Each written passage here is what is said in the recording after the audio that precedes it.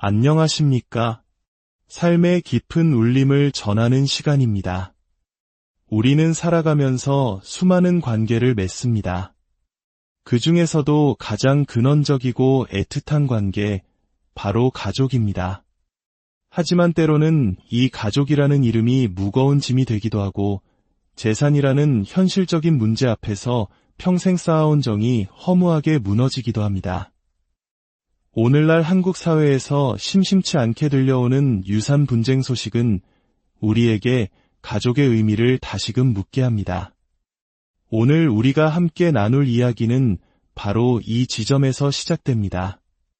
한 평범한 여성이 겪어낸 기나긴 세월의 기록이자 모진 시집살이와 남편과의 사별, 그리고 홀로 남은 시어머니를 7년간 간병하며 겪어야 했던 인고의 시간들에 대한 고백입니다. 그리고 마침내 모든 것이 끝났다고 생각했던 순간 그녀 앞에 나타난 또 다른 시련과 예상치 못한 반전에 관한 이야기입니다. 이 이야기가 여러분의 마음에 작은 파문을 일으키고 돈보다 소중한 가치가 무엇인지 생각해보는 계기가 되기를 바랍니다. 여러분의 구독과 공유는 저희가 이처럼 의미 있는 이야기를 계속해서 만들어 나가는데 큰 힘이 됩니다. 이 이야기를 통해 위로와 성찰을 얻으셨다면 주변의 소중한 분들과 함께 나눠주시길 부탁드립니다. 그럼 한 여성의 담담하지만 강인한 목소리에 귀 기울여 보겠습니다. 저는 이제 40 중반을 넘어선 평범한 여성입니다. 정신없이 살다 보니 어느새 부모님 세대가 저희 곁을 떠나실 나이가 되었더군요. 주변에서 부모님이 남기신 유산 때문에 형제 간의 의가 상하고 심지어 부모 자식 간의 법정 다툼까지 벌이는 경우를 종종 보았습니다. 하지만 그럴 때마다 그저 남의 이야기, 드라마에나 나올 법한 일이라고만 생각했습니다. 제가 그런 일의 한가운데에 서게 될 줄은 꿈에도 몰랐습니다. 저는 서울에서 그리 멀지 않은 경기도의 한 소도시에서 외동딸로 태어났습니다. 아마도 넉넉지 않은 형편의 부모님께서는 자식을 더 낳고 싶어도 그러지 못하셨을 겁니다. 저 하나를 키우는 것만으로도 두 분의 어깨는 늘 무거워 보였으니까요. 서울이 지척이었지만 어린 제게 서울은 텔레비전 속에서나 존재하는 별세계와 같았습니다. 중학생이 되어 친구들은 335 서울 나들이를 다녀오곤 했지만 저는 언제나 그 무리에서 조용히 빠져야 했습니다. 그럴 만한 용돈을 받지도 못했고 무엇보다 고생하시는 부모님을 생각하면 저 혼자만 들떠서 놀러 다닐 염치가 없었습니다. 참 이상하죠. 누가 가르쳐주지 않아도 그 어린 나이부터 철이 들었던 것 같습니다. 매일같이 일에 지쳐 돌아오시는 부모님의 모습을 보며 자연스럽게 체득한 삶의 방식이었을지도 모릅니다. 저는 학교에서도 집에서도 늘 조용하고 말썽 피우지 않는 착한 아이였습니다. 특별히 예쁘거나 똑똑하지도 않았지만 그저 잘 먹고 아프지 않는 것만으로도 부모님께는 충분한 효도였을 겁니다. 누구도 제게 그 이상을 바라지 않았고 저 또한 그런 기대를 받지 않는 것에 익숙했습니다. 그렇다고 부모님의 사랑이 없었던 것은 아닙니다. 거칠고 투박했지만 그 안에는 분명 따뜻한 가족의 정이 있었습니다. 가난 속에서도 서로를 아끼는 마음이 있었기에 저는 외롭다는 생각조차 죄송하게 여겼던 것 같습니다. 중학생이 되면서부터는 조금이라도 부모님을 돕고 싶어 스스로 할 일을 찾았습니다. 그중 가장 중요하게 생각했던 일은 늦게까지 일하고 돌아오시는 엄마가 집에 오시자마자 따뜻한 밥을 드실 수 있게 해드리는 것이었습니다. 특히 해가 짧고 칼바람이 부는 겨울밤에는 더욱 그랬습니다. 아이고, 추워. 오늘 정말 춥다. 은진아, 보일러 좀 더 올리지 그랬어. 집에선 이불 덮고 있으면 괜찮아. 엄마, 많이 춥지? 얼른 옷 갈아입고 와. 국 데워놨어. 아이고, 우리 딸이 언제 이렇게 다 컸을까? 덕분에 엄마가 호강하네. 이 정도 가지고 호강은 무슨. 나중에 내가 돈 많이 벌면 진짜 호강시켜 줄게. 정말. 아이고, 우리 딸 말만 들어도 배부르다. 고마워. 그리고 미안해. 엄마는 늘 고맙다는 말 뒤에 미안하다는 말을 덧붙이셨습니다. 더 좋은 것을 해주지 못하는 부모의 마음이 담긴 그 말을 들을 때마다 가슴 한편이 아려왔지만 서로를 위하는 마음만큼은 세상 누구보다 부자라고 생각했습니다. 고등학교를 졸업할 무렵에도 집안 형편은 조금도 나아지지 않았고 대학 진학은 감히 꿈도 꿀 수 없었습니다.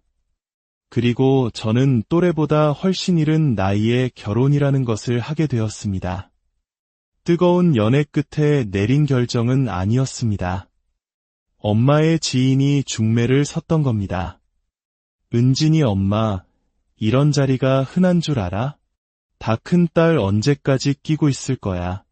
집안도 넉넉하고 인물도 훤한 총각이라는데 어머니는 제가 너무 어리다며 망설이셨지만 중매인은 제 처지를 교묘하게 파고들었습니다. 대학도 안 갔겠다.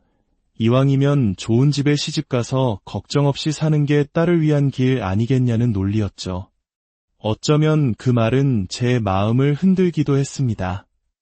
제대로 된 여행 한번 가보지 못한 채 좁은 동네를 맴도는 제 삶의 돌파구가 결혼일 수도 있겠다는 막연한 기대를 품었던 겁니다. 눈 딱 감고 시집이나 가자. 그게 부모님 걱정을 덜어드리는 길이다. 그런 마음으로 선자리에 나갔고 그렇게 제 인생의 큰 전환점을 맞이했습니다.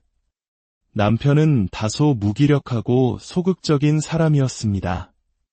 하지만 그런 모습이 제 눈에는 오히려 순하고 무던해 보여 좋았습니다. 문제는 시댁에는 남편과 정반대의 사람들이 있다는 것이었습니다.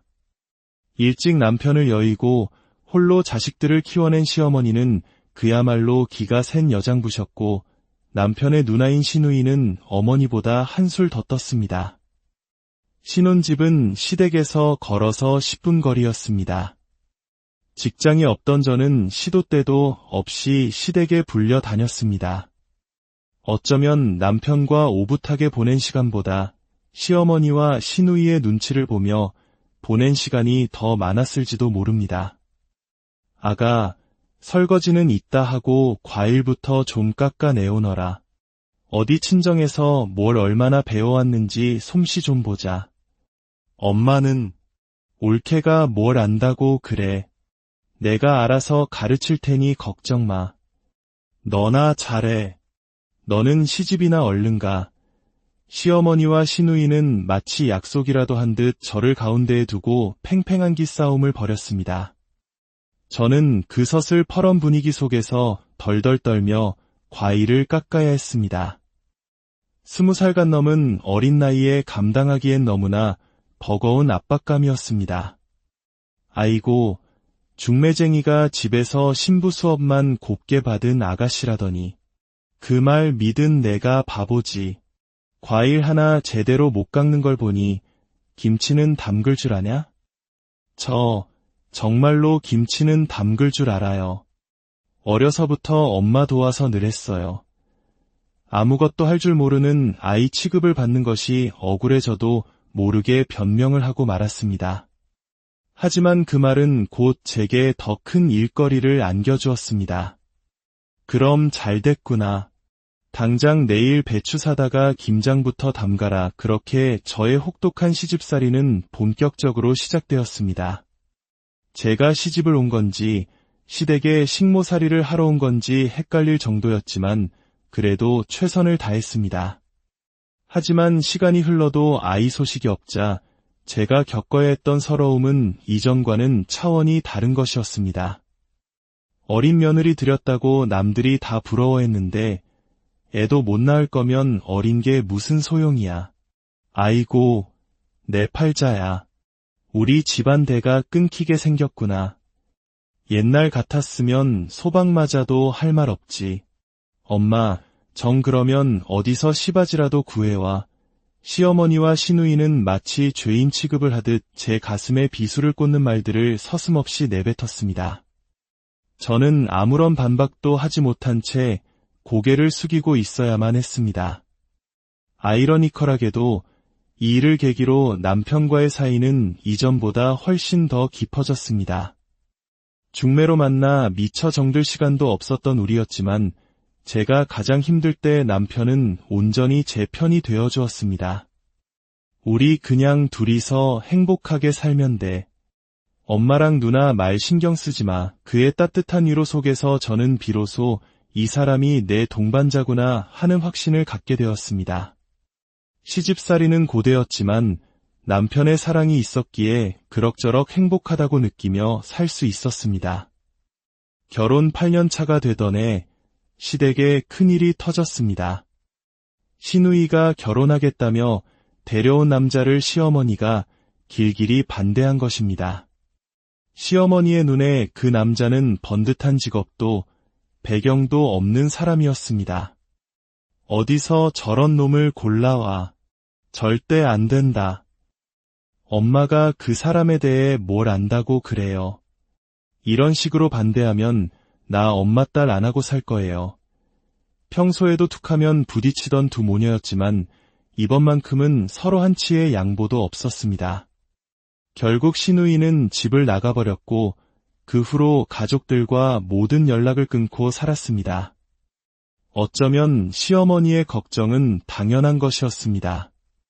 평생 어머니 돈으로 허영을 부리며 살던 딸이 자신보다 더 불안정한 사람과 결혼하겠다니 어느 부모가 찬성할 수 있었겠습니까?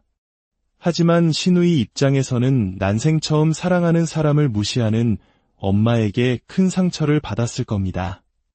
그렇게 두 모녀는 돌아올 수 없는 강을 건너고 말았습니다. 그리고 7년 전 시어머니는 말기 암 판정을 받으셨습니다. 제게 그토록 모진 시집살이를 시켰던 분이었지만 말기 암이라는 무거운 선고 앞에서 미운 감정은 눈 녹듯 사라졌습니다. 의사가 우리 엄마 1년 넘기기 어려울 거래. 남편의 침통한 목소리에 저 역시 가슴이 무너져 내렸습니다. 시누이에게도 연락했지만 아무런 답이 없었습니다. 여보, 어머니 우리가 모셔야지. 내가 잘할게. 저희 부부는 살던 집을 정리하고 시댁으로 들어가 시어머니의 병수발을 시작했습니다. 젊은 사람도 견디기 힘든 항암 치료 과정에서 시어머니는 몸과 마음이 모두 약해지셨습니다. 말투는 더욱 거칠어졌고 사소한 일에도 불같이 화를 내셨습니다. 넌 거기 앉아서 뭐 하는 거야? 병수발하기 싫으면 싫다고 말을 해. 저는 묵묵히 모든 것을 감내했습니다. 몸이 힘드시니 더 그러실 거라는 걸 알기에 어지간한 구박은 상처가 되지도 않았습니다. 오히려 한편으로는 마음이 아이처럼 여려지신 것 같기도 했습니다. 특히 연락이 끊긴 딸, 시누이를 애타게 그리워하셨습니다. 그녀는 지 애미가 죽어간다는데 코빼기도 안 비치는구나. 딸자식 키워봐야 다 소용없어. 그렇게 독한 말을 쏟아내면서도 문밖에서 작은 소리만 나도 혹시나 딸이 아닐까 돌아보시는 어머니의 모습에 제 마음은 더욱 아팠습니다. 제가 어떻게든 위로해드리려 하면 때로는 그 화살이 제게로 향하기도 했습니다. 내가 뭘 안다고 나서 자식도 하나 못 낳아본 주제에 그런 모진 말들까지 받아내며 시어머니의 곁을 지켰습니다.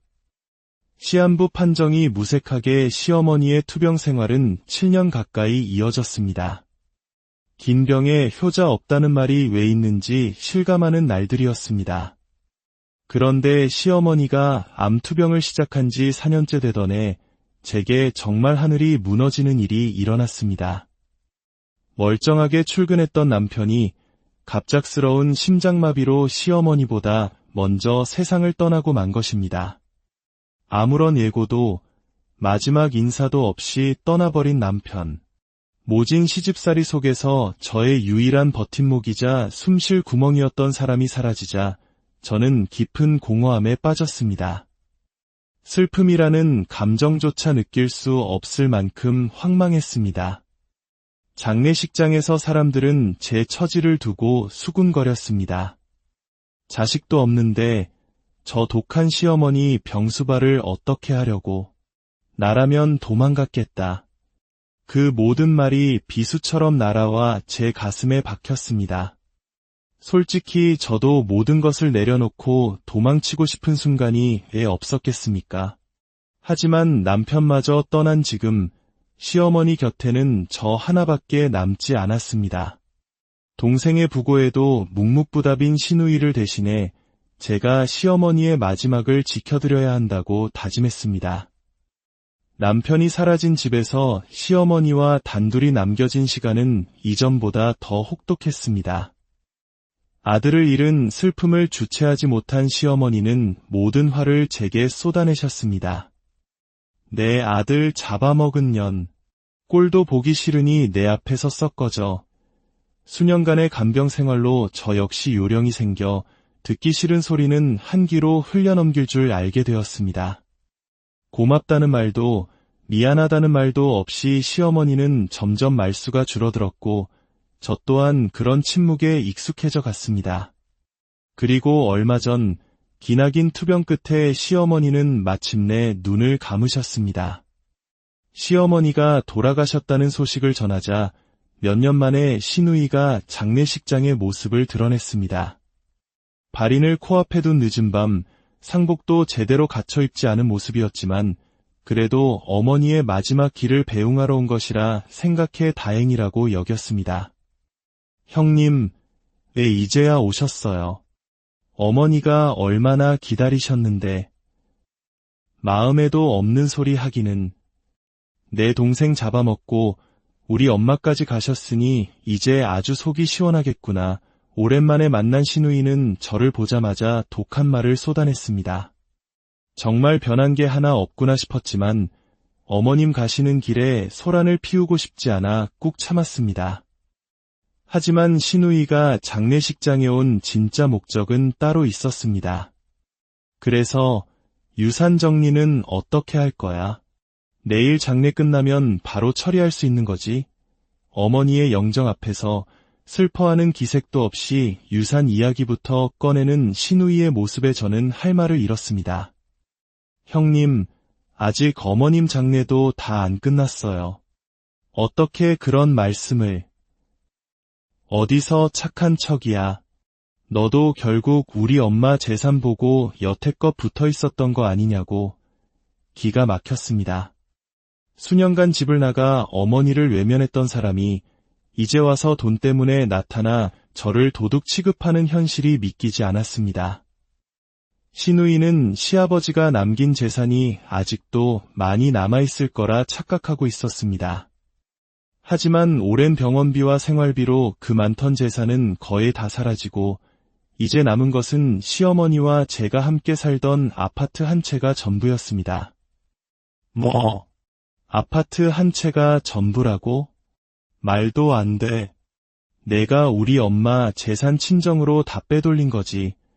저는 더 이상 참을 수 없었습니다. 하지만 차마 시누이에게 하지 못한 말이 있었습니다. 사실 그 아파트는 시어머니께서 돌아가시기 2년 전 이미 제 이름으로 증여해 주신 상태였기 때문입니다. 그 사실을 알게 된 시누이는 그야말로 이성을 잃고 제게 달려들었습니다. 뭐라고? 그 집이 내 이름으로 되어 있다고? 우리 엄마가 절대 그럴 리 없어. 내가 엄마를 꼬드겨서 재산을 가로챈 거야. 물론 시누이의 입장에서는 믿기 힘든 이야기일 겁니다. 평생 저를 구박하고 무시하셨던 시어머니가 며느리에게 전 재산을 주셨다는 것을 어떻게 이해하겠습니까? 하지만 시어머니는 모든 것을 예견하고 계셨습니다.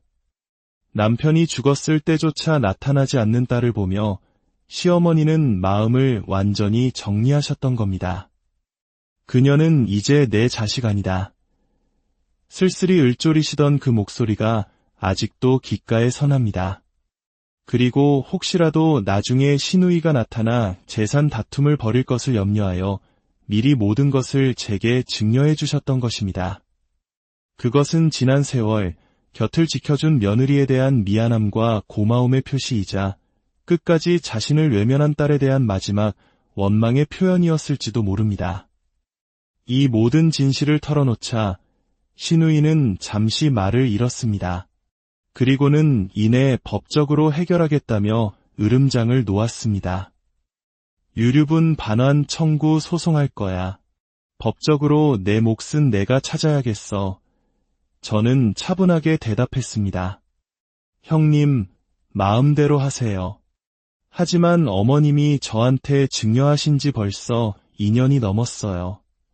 소송 시효도 이미 지났을 겁니다. 그리고 무엇보다 저는 형님께 단 한 푼도 드릴 마음이 없습니다. 제 단호한 태도의 신우이는 결국 아무 말도 하지 못하고 장례식장을 떠났습니다. 모든 장례 절차를 마치고 텅 빈 집에 홀로 남았습니다. 길고 길었던 시간이 주마등처럼 스쳐 지나갔습니다. 이제 와 생각해보니 시어머니는 저를 미워했던 만큼 의지하고 계셨던 것 같습니다. 그 모진 말들 속에도 표현하지 못한 정이 숨어 있었을 겁니다. 살아계실 때 조금 더 잘해드릴 걸 하는 후회도 남지만 저는 제가 할 수 있는 최선을 다했다고 믿습니다. 그리고 그것이 바로 인간의 도리라고 생각합니다. 며칠 후 신우이에게서 문자가 한 통 왔습니다. 미안하다는 짧은 한마디였습니다. 그 문자에 어떤 답장도 하지 않았습니다. 이제 와서 하는 후회가 무슨 소용이 있겠습니까? 있을 때 잘하라는 말이 괜히 있는 것이 아니니까요. 저는 앞으로 제게 남은 삶을 더욱 소중히 여기며 사람의 도리를 지키는 사람으로, 사람 냄새나는 사람으로 살아가려 합니다. 돈이 많으면 물론 좋겠지만 그것이 사람답게 사는데 절대적인 조건은 아니라는 것을 저는 지난 세월을 통해 똑똑히 배웠습니다. 돈보다 귀한 가치를 아는 사람으로 그렇게 살고 싶습니다. 오늘 제 이야기가 여러분께 작은 울림을 주었기를 바랍니다. 끝까지 안녕하십니까? 삶의 깊은 울림을 전하는 시간입니다. 우리는 살아가면서 수많은 관계를 맺습니다. 그 중에서도 가장 근원적이고 애틋한 관계, 바로 가족입니다. 하지만 때로는 이 가족이라는 이름이 무거운 짐이 되기도 하고 재산이라는 현실적인 문제 앞에서 평생 쌓아온 정이 허무하게 무너지기도 합니다. 오늘날 한국 사회에서 심심치 않게 들려오는 유산 분쟁 소식은 우리에게 가족의 의미를 다시금 묻게 합니다.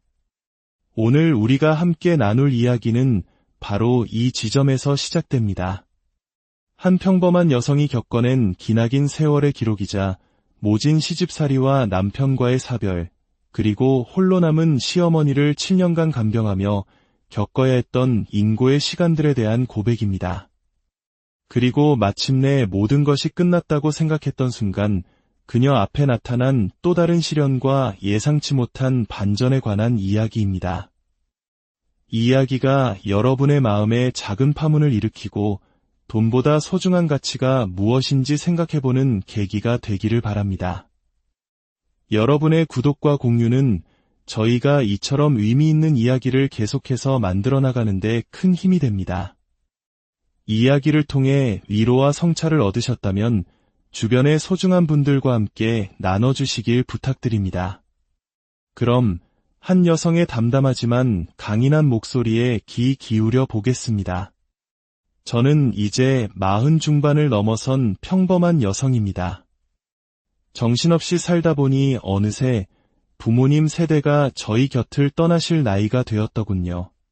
주변에서 부모님이 남기신 유산 때문에 형제 간의 의가 상하고 심지어 부모 자식 간의 법정 다툼까지 벌이는 경우를 종종 보았습니다. 하지만 그럴 때마다 그저 남의 이야기, 드라마에나 나올 법한 일이라고만 생각했습니다. 제가 그런 일의 한가운데에 서게 될 줄은 꿈에도 몰랐습니다. 저는 서울에서 그리 멀지 않은 경기도의 한 소도시에서 외동딸로 태어났습니다. 아마도 넉넉지 않은 형편의 부모님께서는 자식을 더 낳고 싶어도 그러지 못하셨을 겁니다. 저 하나를 키우는 것만으로도 두 분의 어깨는 늘 무거워 보였으니까요. 서울이 지척이었지만 어린 제게 서울은 텔레비전 속에서나 존재하는 별세계와 같았습니다. 중학생이 되어 친구들은 335 서울 나들이를 다녀오곤 했지만 저는 언제나 그 무리에서 조용히 빠져야 했습니다. 그럴 만한 용돈을 받지도 못했고 무엇보다 고생하시는 부모님을 생각하면 저 혼자만 들떠서 놀러 다닐 염치가 없었습니다. 참 이상하죠. 누가 가르쳐주지 않아도 그 어린 나이부터 철이 들었던 것 같습니다. 매일같이 일에 지쳐 돌아오시는 부모님의 모습을 보며 자연스럽게 체득한 삶의 방식이었을지도 모릅니다. 저는 학교에서도 집에서도 늘 조용하고 말썽 피우지 않는 착한 아이였습니다. 특별히 예쁘거나 똑똑하지도 않았지만 그저 잘 먹고 아프지 않는 것만으로도 부모님께는 충분한 효도였을 겁니다. 누구도 제게 그 이상을 바라지 않았고 저 또한 그런 기대를 받지 않는 것에 익숙했습니다. 그렇다고 부모님의 사랑이 없었던 것은 아닙니다. 거칠고 투박했지만 그 안에는 분명 따뜻한 가족의 정이 있었습니다. 가난 속에서도 서로를 아끼는 마음이 있었기에 저는 외롭다는 생각조차 죄송하게 여겼던 것 같습니다. 중학생이 되면서부터는 조금이라도 부모님을 돕고 싶어 스스로 할 일을 찾았습니다. 그중 가장 중요하게 생각했던 일은 늦게까지 일하고 돌아오시는 엄마가 집에 오시자마자 따뜻한 밥을 드실 수 있게 해드리는 것이었습니다. 특히 해가 짧고 칼바람이 부는 겨울밤에는 더욱 그랬습니다. 아이고, 추워. 오늘 정말 춥다. 은진아, 보일러 좀 더 올리지 그랬어. 집에선 이불 덮고 있으면 괜찮아. 엄마, 많이 춥지? 얼른 옷 갈아입고 와. 국 데워놨어. 아이고, 우리 딸이 언제 이렇게 다 컸을까? 덕분에 엄마가 호강하네. 이 정도 가지고 호강은 무슨. 나중에 내가 돈 많이 벌면 진짜 호강시켜줄게. 정말. 아이고, 우리 딸 말만 들어도 배부르다. 고마워. 그리고 미안해. 엄마는 늘 고맙다는 말 뒤에 미안하다는 말을 덧붙이셨습니다. 더 좋은 것을 해주지 못하는 부모의 마음이 담긴 그 말을 들을 때마다 가슴 한편이 아려왔지만 서로를 위하는 마음만큼은 세상 누구보다 부자라고 생각했습니다. 고등학교를 졸업할 무렵에도 집안 형편은 조금도 나아지지 않았고 대학 진학은 감히 꿈도 꿀 수 없었습니다. 그리고 저는 또래보다 훨씬 이른 나이에 결혼이라는 것을 하게 되었습니다. 뜨거운 연애 끝에 내린 결정은 아니었습니다. 엄마의 지인이 중매를 섰던 겁니다. 은진이 엄마, 이런 자리가 흔한 줄 알아? 다 큰 딸 언제까지 끼고 있을 거야. 집안도 넉넉하고 인물도 훤한 총각이라는데 어머니는 제가 너무 어리다며 망설이셨지만 중매인은 제 처지를 교묘하게 파고들었습니다. 대학도 안 갔겠다. 이왕이면 좋은 집에 시집가서 걱정 없이 사는 게 딸을 위한 길 아니겠냐는 논리였죠. 어쩌면 그 말은 제 마음을 흔들기도 했습니다. 제대로 된 여행 한번 가보지 못한 채 좁은 동네를 맴도는 제 삶의 돌파구가 결혼일 수도 있겠다는 막연한 기대를 품었던 겁니다. 눈 딱 감고 시집이나 가자. 그게 부모님 걱정을 덜어드리는 길이다.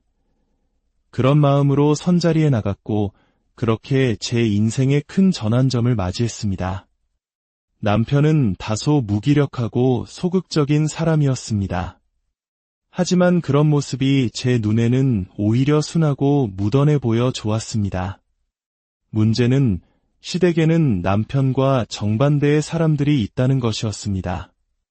일찍 남편을 여의고 홀로 자식들을 키워낸 시어머니는 그야말로 기가 센 여장부셨고 남편의 누나인 시누이는 어머니보다 한술 더 떴습니다. 신혼집은 시댁에서 걸어서 10분 거리였습니다. 직장이 없던 저는 시도 때도 없이 시댁에 불려 다녔습니다. 어쩌면 남편과 오붓하게 보낸 시간보다 시어머니와 시누이의 눈치를 보며 보낸 시간이 더 많았을지도 모릅니다. 아가, 설거지는 이따 하고 과일부터 좀 깎아내오너라. 어디 친정에서 뭘 얼마나 배워왔는지 솜씨 좀 보자.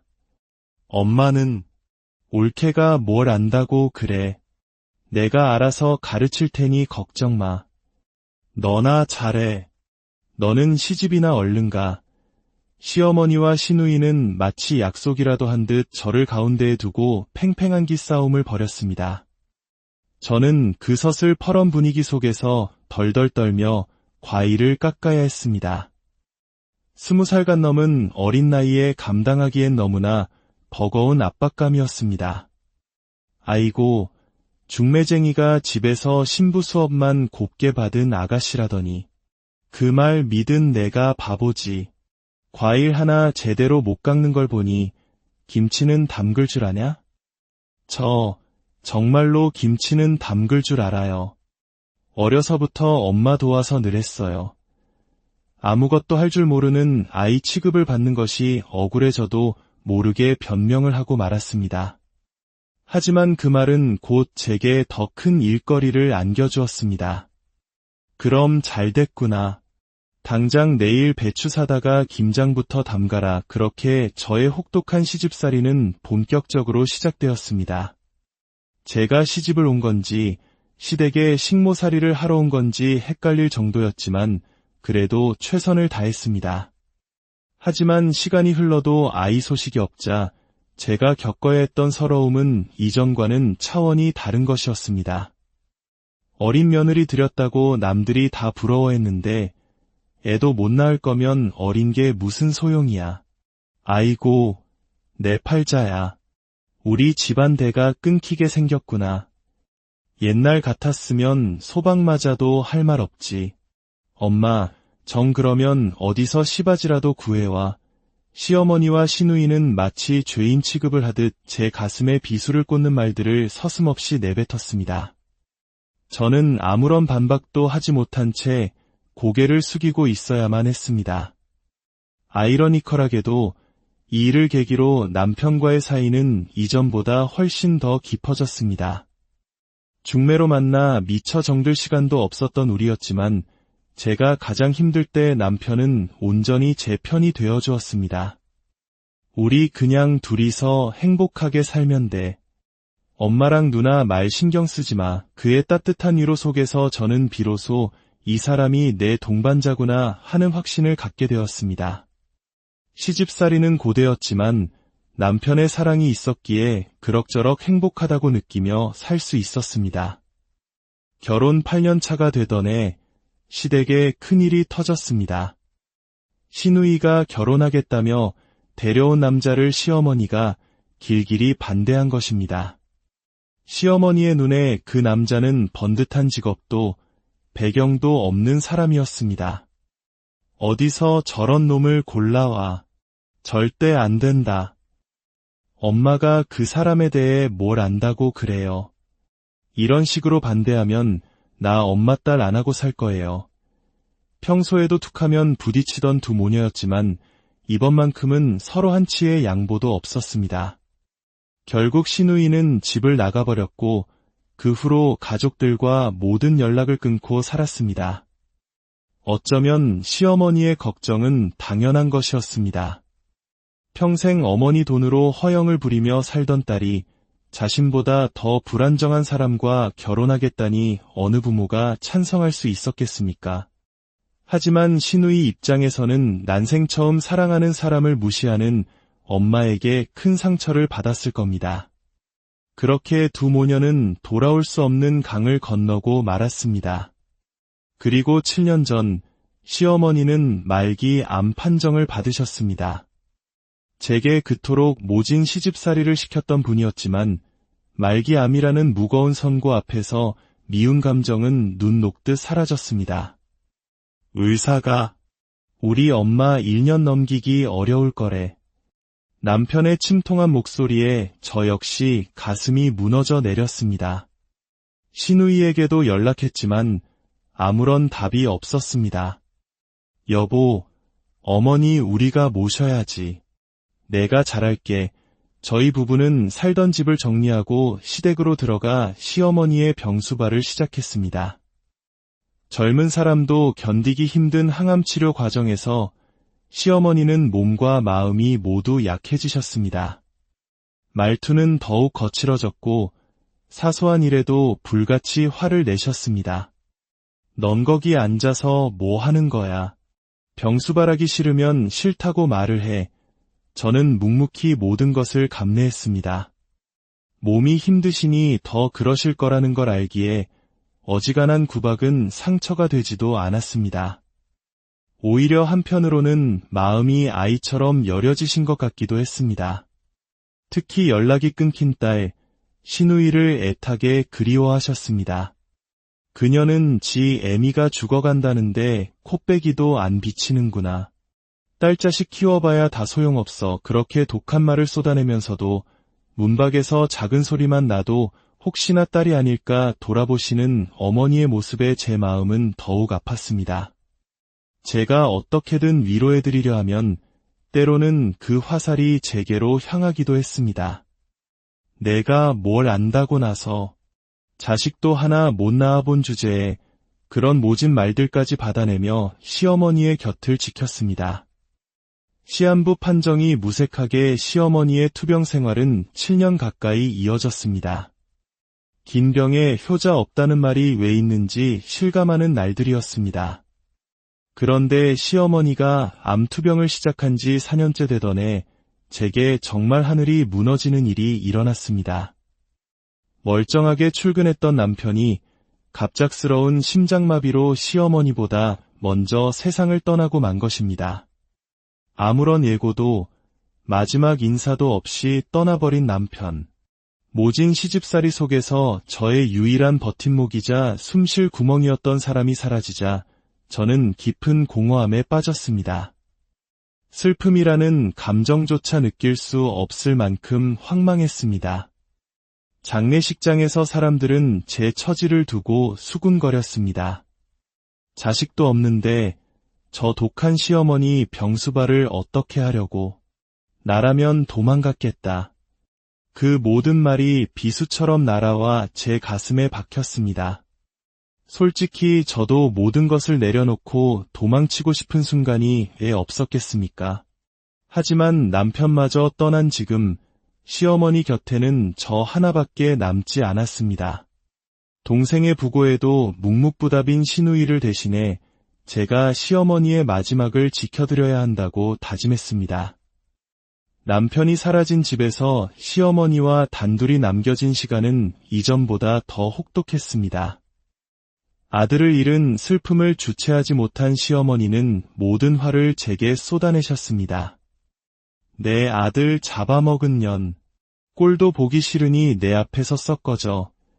수년간의 간병 생활로 저 역시 요령이 생겨 듣기 싫은 소리는 한 귀로 흘려넘길 줄 알게 되었습니다.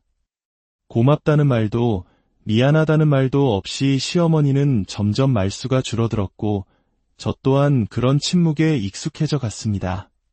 그리고 얼마 전 기나긴 투병 끝에 시어머니는 마침내 눈을 감으셨습니다. 시어머니가 돌아가셨다는 소식을 전하자 몇 년 만에 시누이가 장례식장의 모습을 드러냈습니다. 발인을 코앞에 둔 늦은 밤 상복도 제대로 갖춰 입지 않은 모습이었지만 그래도 어머니의 마지막 길을 배웅하러 온 것이라 생각해 다행이라고 여겼습니다. 형님, 왜 이제야 오셨어요? 어머니가 얼마나 기다리셨는데. 마음에도 없는 소리 하기는. 내 동생 잡아먹고 우리 엄마까지 가셨으니 이제 아주 속이 시원하겠구나. 오랜만에 만난 시누이는 저를 보자마자 독한 말을 쏟아냈습니다. 정말 변한 게 하나 없구나 싶었지만 어머님 가시는 길에 소란을 피우고 싶지 않아 꾹 참았습니다. 하지만 시누이가 장례식장에 온 진짜 목적은 따로 있었습니다. 그래서 유산 정리는 어떻게 할 거야? 내일 장례 끝나면 바로 처리할 수 있는 거지? 어머니의 영정 앞에서 슬퍼하는 기색도 없이 유산 이야기부터 꺼내는 시누이의 모습에 저는 할 말을 잃었습니다. 형님, 아직 어머님 장례도 다 안 끝났어요. 어떻게 그런 말씀을. 어디서 착한 척이야. 너도 결국 우리 엄마 재산 보고 여태껏 붙어 있었던 거 아니냐고. 기가 막혔습니다. 수년간 집을 나가 어머니를 외면했던 사람이 이제 와서 돈 때문에 나타나 저를 도둑 취급하는 현실이 믿기지 않았습니다. 시누이는 시아버지가 남긴 재산이 아직도 많이 남아있을 거라 착각하고 있었습니다. 하지만 오랜 병원비와 생활비로 그 많던 재산은 거의 다 사라지고 이제 남은 것은 시어머니와 제가 함께 살던 아파트 한 채가 전부였습니다. 뭐? 아파트 한 채가 전부라고? 말도 안 돼. 내가 우리 엄마 재산 친정으로 다 빼돌린 거지. 저는 더 이상 참을 수 없었습니다. 하지만 차마 시누이에게 하지 못한 말이 있었습니다. 사실 그 아파트는 시어머니께서 돌아가시기 2년 전 이미 제 이름으로 증여해 주신 상태였기 때문입니다. 그 사실을 알게 된 시누이는 그야말로 이성을 잃고 제게 달려들었습니다. 뭐라고? 그 집이 내 이름으로 되어 있다고? 우리 엄마가 절대 그럴 리 없어. 내가 엄마를 꼬드겨서 재산을 가로챈 거야. 물론 시누이의 입장에서는 믿기 힘든 이야기일 겁니다. 평생 저를 구박하고 무시하셨던 시어머니가 며느리에게 전 재산을 주셨다는 것을 어떻게 이해하겠습니까? 하지만 시어머니는 모든 것을 예견하고 계셨습니다. 남편이 죽었을 때조차 나타나지 않는 딸을 보며 시어머니는 마음을 완전히 정리하셨던 겁니다. 그녀는 이제 내 자식 아니다. 쓸쓸히 을조리시던 그 목소리가 아직도 귓가에 선합니다. 그리고 혹시라도 나중에 시누이가 나타나 재산 다툼을 벌일 것을 염려하여 미리 모든 것을 제게 증여해 주셨던 것입니다. 그것은 지난 세월 곁을 지켜준 며느리에 대한 미안함과 고마움의 표시이자 끝까지 자신을 외면한 딸에 대한 마지막 원망의 표현이었을지도 모릅니다. 이 모든 진실을 털어놓자 시누이는 잠시 말을 잃었습니다. 그리고는 이내 법적으로 해결하겠다며 으름장을 놓았습니다. 유류분 반환 청구 소송할 거야. 법적으로 내 몫은 내가 찾아야겠어. 저는 차분하게 대답했습니다. 형님, 마음대로 하세요. 하지만 어머님이 저한테 증여하신 지 벌써 2년이 넘었어요. 소송 시효도 이미 지났을 겁니다. 그리고 무엇보다 저는 형님께 단 한 푼도 드릴 마음이 없습니다. 제 단호한 태도의 시누이는 결국 아무 말도 하지 못하고 장례식장을 떠났습니다. 모든 장례 절차를 마치고 텅 빈 집에 홀로 남았습니다. 길고 길었던 시간이 주마등처럼 스쳐 지나갔습니다. 이제 와 생각해보니 시어머니는 저를 미워했던 만큼 의지하고 계셨던 것 같습니다. 그 모진 말들 속에도 표현하지 못한 정이 숨어 있었을 겁니다. 살아계실 때 조금 더 잘해드릴 걸 하는 후회도 남지만 저는 제가 할 수 있는 최선을 다했다고 믿습니다. 그리고 그것이 바로 인간의 도리라고 생각합니다. 며칠 후 시누이에게서 문자가 한 통 왔습니다. 미안하다는 짧은 한마디였습니다.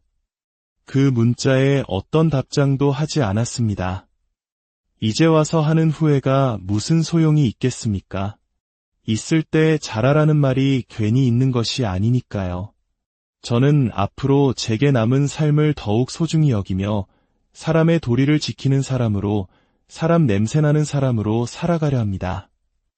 돈이 많으면 물론 좋겠지만 그것이 사람답게 사는데 절대적인 조건은 아니라는 것을 저는 지난 세월을 통해 똑똑히 배웠습니다. 돈보다 귀한 가치를 아는 사람으로 그렇게 살고 싶습니다. 오늘 제 이야기가 여러분께 작은 울림을 주었기를 바랍니다. 끝까지 안녕하십니까? 삶의 깊은 울림을 전하는 시간입니다. 우리는 살아가면서 수많은 관계를 맺습니다. 그 중에서도 가장 근원적이고 애틋한 관계, 바로 가족입니다. 하지만 때로는 이 가족이라는 이름이 무거운 짐이 되기도 하고 재산이라는 현실적인 문제 앞에서 평생 쌓아온 정이 허무하게 무너지기도 합니다. 오늘날 한국 사회에서 심심치 않게 들려오는 유산 분쟁 소식은 우리에게 가족의 의미를 다시금 묻게 합니다. 오늘 우리가 함께 나눌 이야기는 바로 이 지점에서 시작됩니다. 한 평범한 여성이 겪어낸 기나긴 세월의 기록이자 모진 시집살이와 남편과의 사별, 그리고 홀로 남은 시어머니를 7년간 간병하며 겪어야 했던 인고의 시간들에 대한 고백입니다. 그리고 마침내 모든 것이 끝났다고 생각했던 순간 그녀 앞에 나타난 또 다른 시련과 예상치 못한 반전에 관한 이야기입니다. 이 이야기가 여러분의 마음에 작은 파문을 일으키고 돈보다 소중한 가치가 무엇인지 생각해보는 계기가 되기를 바랍니다. 여러분의 구독과 공유는 저희가 이처럼 의미 있는 이야기를 계속해서 만들어 나가는데 큰 힘이 됩니다. 이 이야기를 통해 위로와 성찰을 얻으셨다면 주변의 소중한 분들과 함께 나눠주시길 부탁드립니다. 그럼 한 여성의 담담하지만 강인한 목소리에 귀 기울여 보겠습니다. 저는 이제 40 중반을 넘어선 평범한 여성입니다. 정신없이 살다 보니 어느새 부모님 세대가 저희 곁을 떠나실 나이가 되었더군요. 주변에서 부모님이 남기신 유산 때문에 형제간의 의가 상하고 심지어 부모 자식 간의 법정 다툼까지 벌이는 경우를 종종 보았습니다. 하지만 그럴 때마다 그저 남의 이야기, 드라마에나 나올 법한 일이라고만 생각했습니다. 제가 그런 일의 한가운데에 서게 될 줄은 꿈에도 몰랐습니다. 저는 서울에서 그리 멀지 않은 경기도의 한 소도시에서 외동딸로 태어났습니다. 아마도 넉넉지 않은 형편의 부모님께서는 자식을 더 낳고 싶어도 그러지 못하셨을 겁니다. 저 하나를 키우는 것만으로도 두 분의 어깨는 늘 무거워 보였으니까요. 서울이 지척이었지만 어린 제게 서울은 텔레비전 속에서나 존재하는 별세계와 같았습니다. 중학생이 되어 친구들은 335 서울 나들이를 다녀오곤 했지만 저는 언제나 그 무리에서 조용히 빠져야 했습니다. 그럴 만한 용돈을 받지도 못했고 무엇보다 고생하시는 부모님을 생각하면 저 혼자만 들떠서 놀러 다닐 염치가 없었습니다.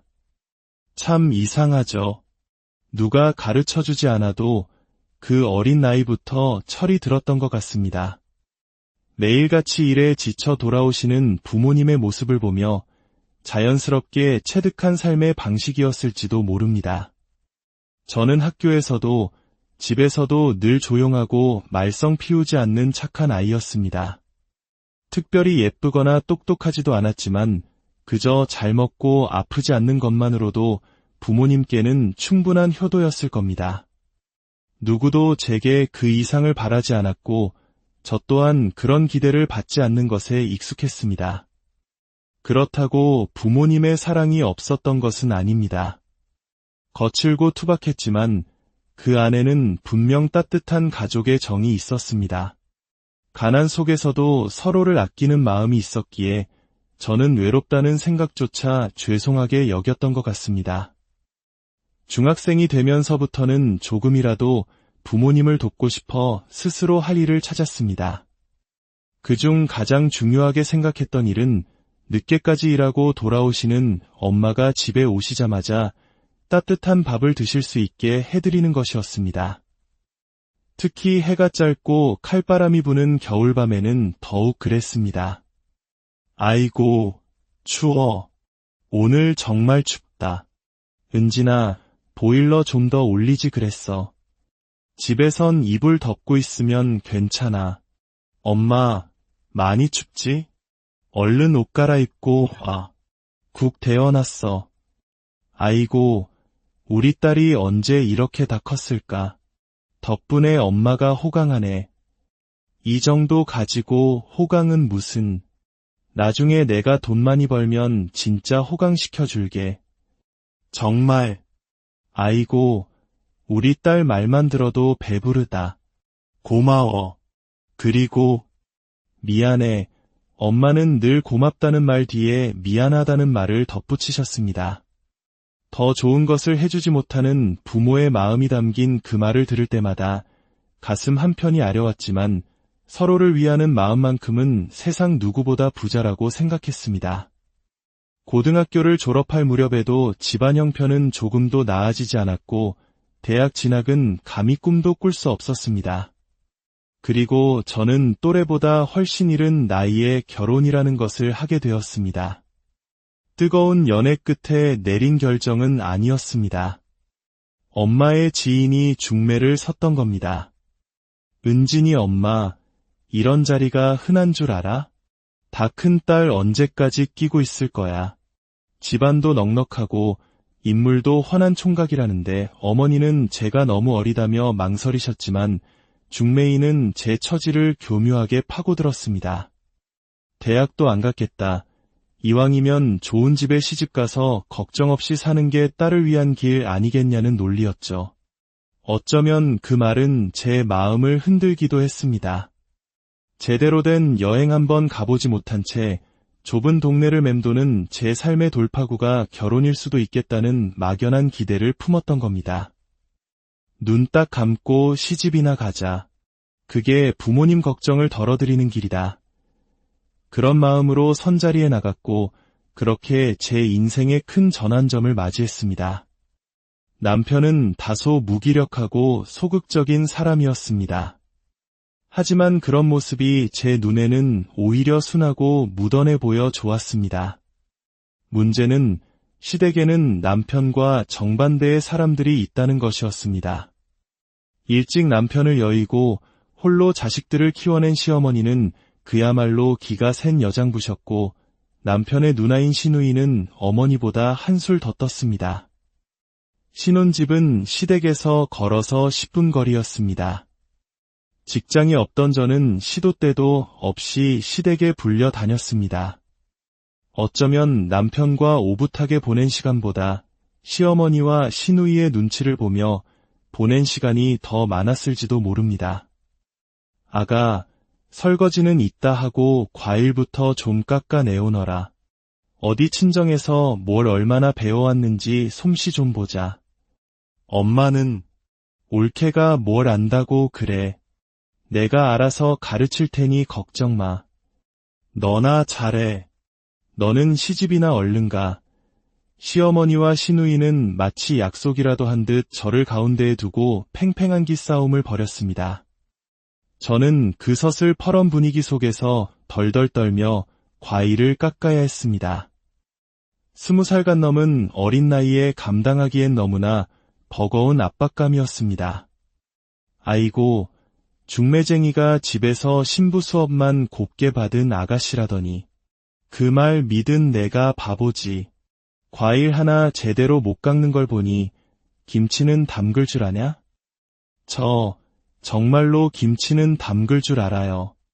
어려서부터 엄마 도와서 늘 했어요.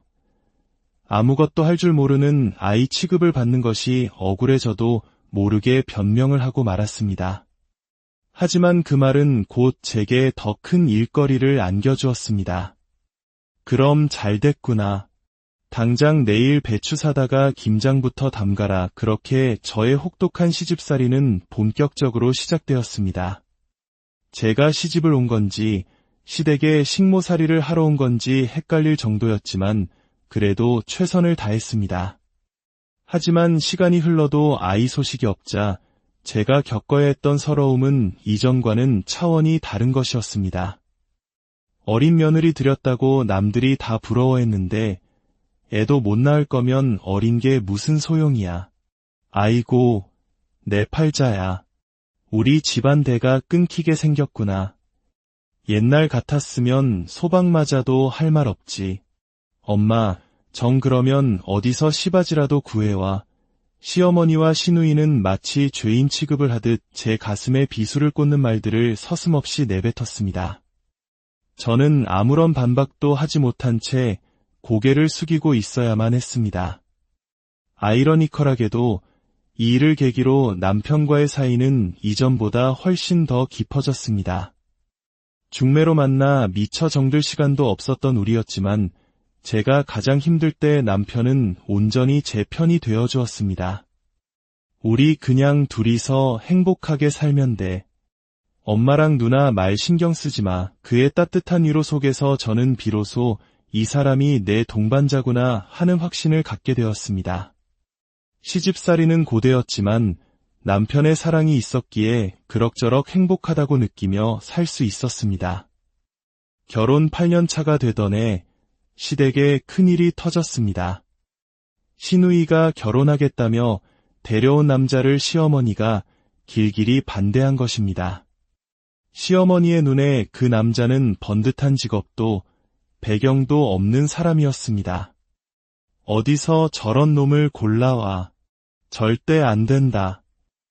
엄마가 그 사람에 대해 뭘 안다고 그래요. 이런 식으로 반대하면 나 엄마 딸 안 하고 살 거예요. 평소에도 툭하면 부딪히던 두 모녀였지만 이번만큼은 서로 한치의 양보도 없었습니다. 결국 시누이는 집을 나가버렸고 그 후로 가족들과 모든 연락을 끊고 살았습니다. 어쩌면 시어머니의 걱정은 당연한 것이었습니다. 평생 어머니 돈으로 허영을 부리며 살던 딸이 자신보다 더 불안정한 사람과 결혼하겠다니 어느 부모가 찬성할 수 있었겠습니까? 하지만 시누이 입장에서는 난생 처음 사랑하는 사람을 무시하는 엄마에게 큰 상처를 받았을 겁니다. 그렇게 두 모녀는 돌아올 수 없는 강을 건너고 말았습니다. 그리고 7년 전 시어머니는 말기 암 판정을 받으셨습니다. 제게 그토록 모진 시집살이를 시켰던 분이었지만 말기 암이라는 무거운 선고 앞에서 미운 감정은 눈 녹듯 사라졌습니다. 의사가 우리 엄마 1년 넘기기 어려울 거래. 남편의 침통한 목소리에 저 역시 가슴이 무너져 내렸습니다. 시누이에게도 연락했지만 아무런 답이 없었습니다. 여보, 어머니 우리가 모셔야지. 내가 잘할게. 저희 부부는 살던 집을 정리하고 시댁으로 들어가 시어머니의 병수발을 시작했습니다. 젊은 사람도 견디기 힘든 항암 치료 과정에서 시어머니는 몸과 마음이 모두 약해지셨습니다. 말투는 더욱 거칠어졌고 사소한 일에도 불같이 화를 내셨습니다. 넌 거기 앉아서 뭐 하는 거야? 병수발하기 싫으면 싫다고 말을 해. 저는 묵묵히 모든 것을 감내했습니다.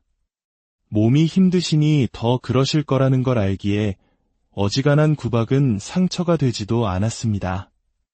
오히려 한편으로는 마음이 아이처럼 여려지신 것 같기도 했습니다. 특히 연락이 끊긴 딸, 시누이를 애타게 그리워하셨습니다. 그녀는 지 애미가 죽어간다는데 코빼기도 안 비치는구나. 딸자식 키워봐야 다 소용없어. 그렇게 독한 말을 쏟아내면서도 문밖에서 작은 소리만 나도 혹시나 딸이 아닐까 돌아보시는 어머니의 모습에 제 마음은 더욱 아팠습니다. 제가 어떻게든 위로해드리려 하면 때로는 그 화살이 제게로 향하기도 했습니다. 내가 뭘 안다고 나서 자식도 하나 못 낳아본 주제에 그런 모진 말들까지 받아내며 시어머니의 곁을 지켰습니다. 시한부 판정이 무색하게 시어머니의 투병 생활은 7년 가까이 이어졌습니다. 긴 병에 효자 없다는 말이 왜 있는지 실감하는 날들이었습니다. 그런데 시어머니가 암투병을 시작한 지 4년째 되던 해 제게 정말 하늘이 무너지는 일이 일어났습니다. 멀쩡하게 출근했던 남편이 갑작스러운 심장마비로 시어머니보다 먼저 세상을 떠나고 만 것입니다. 아무런 예고도 마지막 인사도 없이 떠나버린 남편. 모진 시집살이 속에서 저의 유일한 버팀목이자 숨쉴 구멍이었던 사람이 사라지자 저는 깊은 공허함에 빠졌습니다. 슬픔이라는 감정조차 느낄 수 없을 만큼 황망했습니다. 장례식장에서 사람들은 제 처지를 두고 수군거렸습니다. 자식도 없는데 저 독한 시어머니 병수발을 어떻게 하려고. 나라면 도망갔겠다.